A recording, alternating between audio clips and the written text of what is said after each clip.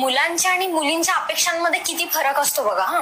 मुलांच्या 3च अपेक्षा असतात, सुंदर, सुशिक्षित आणि मनमिळावू. आणि मुलींच्या किती अपेक्षा असतात बघा.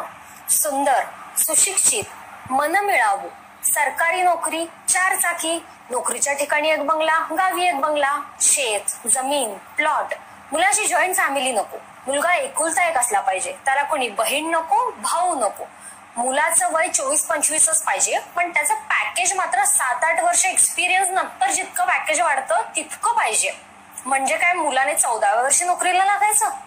मला वाटतं अव्वाच्या सव्वा अपेक्षा करण्यापेक्षा आपण स्वतःकडे बघून आपल्या अपेक्षा ठरवाव्यात की आपण IAS IPS असेल तर कोणीतरी IAS IPS आपल्याला पसंत करेल अशी अपेक्षा ठेवावी.